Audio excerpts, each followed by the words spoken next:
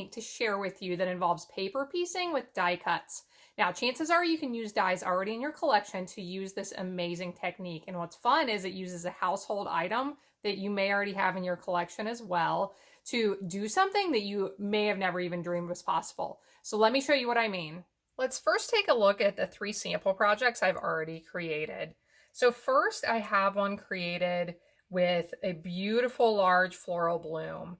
And here you can see in this, so what this technique involves is using a standard die cut like you would normally use on your project, and then using the scrap pieces to fill in the holes of what you would have used. And those scrap pieces are created from a different piece of paper. So I just absolutely love this technique. Now here is one from a Christmas set we have of some beautifully detailed ornaments. And I also have a sample here with a really pretty sunflower. Let me show you the products I used for today, and then we're going to create another one of these with another bundle. So first, the ornament set I used was from the Bright Baubles bundle. So you can see it has really neat, pretty, bright or large ornaments. And then look at these amazingly detailed dies. Blossoms in Bloom was that large floral set that I used that has both of these big floral dies, and then Celebrate Sunflowers. So I link here, some links have been popping up to some other projects I've made with those same bundles if you look for some more inspiration on what to do with those. And then the one I'm going to use right now is the All Squared Away bundle, and I'll show you the die here in just a second, the dies. So the way to do this, and I'll bring these in as samples to help explain. So first, what you want to do is prepare your traditional die cut. So the white piece here or the yellow piece here. And I do suggest that when you cut that die cut out, or before you die cut that out, that you actually attach your paper to some adhesive sheets. Now what these are sheets that will basically turn your die cut into a big sticker. Now this is going to make it a lot easier when we attach all of this together if your die cut is basically a sticker. So how you do that, and I'll link you to a video here with more information, but basically you trim off a piece of the adhesive sheets about the same, slightly smaller than the piece you're going to die cut from. You peel the backing off, and then the piece that has the sticky, you attach this to the back of your paper. So I would have attached this to the back of my white cardstock, and then I cut out that ornament from it. Then when you're ready to attach it, all you do is peel off the other piece of paper backing and you have a big sticker. So that really makes this much, much easier when we get to the finishing stages of our project. So the second thing you want to do is prepare the die cut pieces for the inner pieces of your card. So on this one, it would be that green designer paper print. So to do that, cut your paper out, line up your die cut, go ahead and run that through your die cutting machine. And when you bring it out, you want to be really careful. What I've done is I flipped this over so that my paper is on the top side and the dies are on the bottom side. And when I lift this off, I want to be really careful. I want to try and keep everything in place if possible. Now, you can see some things have shifted here, and that's okay. But what I'm going to do is try to put everything back in place as much as possible.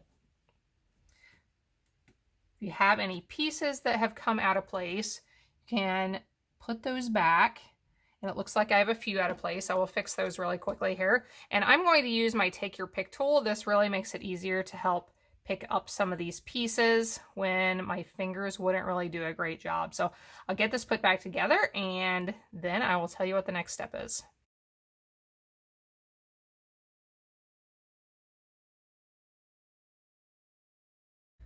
Okay, here I have everything in place. Now, I did lose a few of my little tiny ones, and that's okay. I'll show you in a little bit what you can do about those.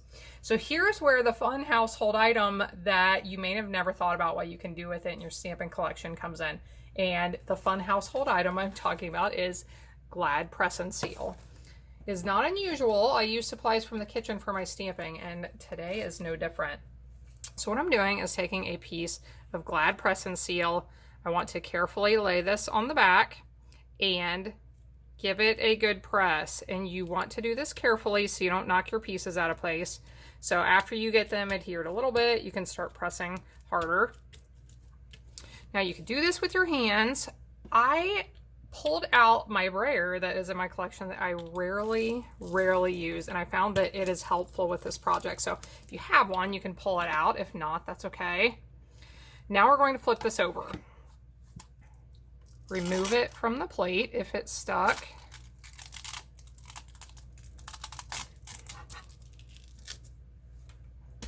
You want to try and do all of this carefully so as to not knock things out of place. So now we can lift the die cuts or the dies off, and hopefully all of your pieces of paper will stay in place. Now, if not, you can pull them out of the die and put them back in place. So I'm going to check these. I do have a couple of pieces here that stayed stuck in the dies. So I'm going to take a second, pull those out of there. Again, I'm going to use my Take Your Pick tool, pop them out, and then use this sticky end to lift them up and put them back where they belong on this piece right here. Okay, now I have most of those pieces back in place. There are a few little tiny ones not there. I'm okay with that. We can fix that at the end. Now what we want to do is grab another piece of press and seal and put this on the front.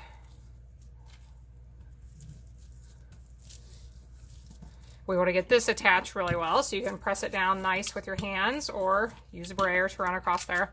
Now we're going to flip over to the back side and peel off the piece that is on the back. The key when you're doing this is to leave all of the pieces in place stuck to the front piece.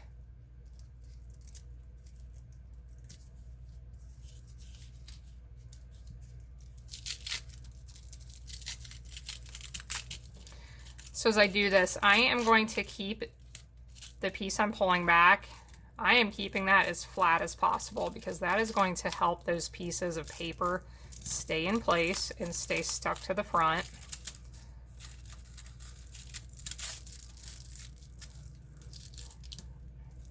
As you're doing this, if any of those pieces try to peel up, you can use your Take Your Pick tool, like right here I have one, to show you.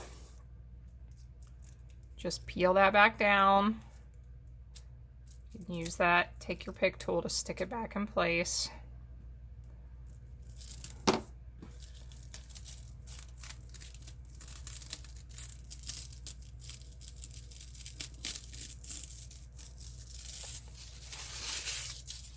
And now we are getting close to being ready for the fun part.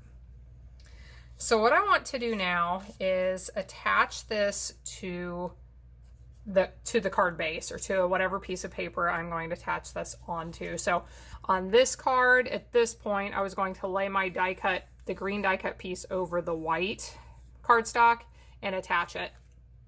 For this card, I will be attaching it onto a navy card base, and I need to attach adhesive to the back of this.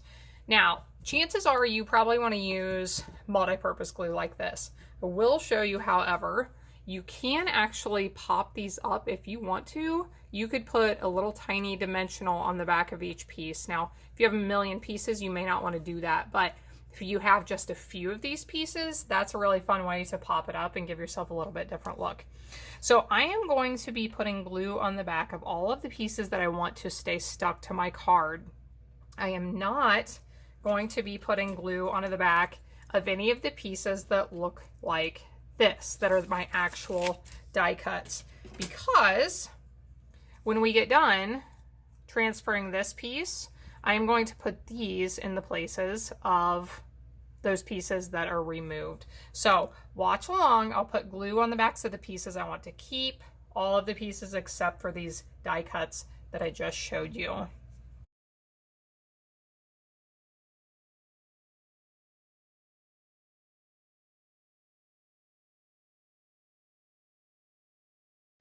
Now that I have glue on all of those areas that I want to keep, that I want to stick to this card, I am going to bring in my piece of cardstock, which is my card base in this case, that I want this all to stay attached to. I'm going to lay a piece of white paper underneath here to make this a little bit easier to see, because I want to line up my corners of my paper with the corners of the card.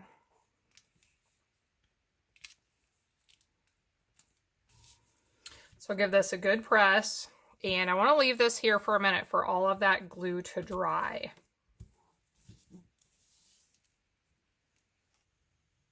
Now that the glue is dry, I want to remove the press and seal from the card, along with the few pieces of die cuts that I don't want to stay. So let's get this off of the extra piece of cardstock, and I am going to lift this up. The idea is,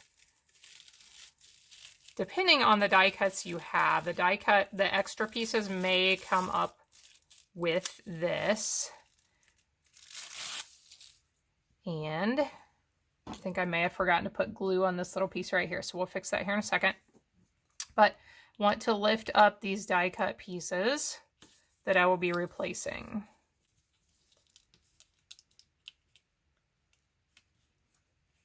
What's fun about this is now you have your extra die cut pieces from all of these projects I've made. I have all of these extra die cut pieces that I can use on other projects.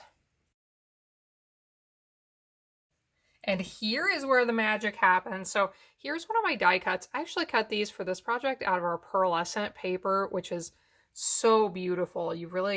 I'm sure it's hard to appreciate it unless you see it in person, but I made the die cuts out of the pearlescent paper. I put those adhesive sheets on the back. So now all I have to do is peel the back off, and I am ready to attach this to my card. So I want to lay this on carefully to make sure I have it lined up in the right place. Give it a good press, and I'll give you a little preview of what we are doing here. So I just think this is the neatest technique. It's one that I look at, and if I didn't know how I'd created this, I would think like, oh my gosh, how was that done? So there's definitely a wow factor with it. So let's put the rest of these flowers on, the rest of the die cuts. They just fit right in there like a puzzle. So this is completely flat. You can feel the cuts between the different areas, but I just think this is the neatest thing. So I have a tag prepped here, which actually there were two things I wanted to show you here real quick. So I do need to fix this little piece that came out. I forgot to put glue on it before I flipped it over. So we'll fill this piece in. And then I mentioned at the beginning that if you have little tiny pieces that get lost, not to worry about that too much. The little tiny pieces right in here got lost, and I think there were one or two others right there. I think I got lost one. Now with this, because I have a navy card base and a navy print here, you can't even tell. So for this card, I'm not going to worry about it. What I did on this card, when I had the green print over the white, and the white was standing out in a couple of spots where I lost those little pieces, I just grabbed my evening evergreen marker, my coordinating marker, and I filled in those areas. I actually did that right up here, and there was one other spot as well. So that is a way to cover if you do lose any of those pieces. So let's add a tag real quick, and then we'll bring back in all of these projects just to appreciate what we have created here. So hope you have enjoyed this. I think it is the neatest technique. It's a lot of fun. It's one of those that it's not going to be quick, but it's therapeutic, and it's just fun to create something beautiful, take the time, make something that you know someone is going to appreciate. So thanks for being here. Please subscribe to my channel. Give me a comment down below. Thumbs up for my video. That helps me, and it helps other crafters find my videos. Hope you have a wonderful day, and I hope you'll join me again next time when I'll be here helping you to hand make with love.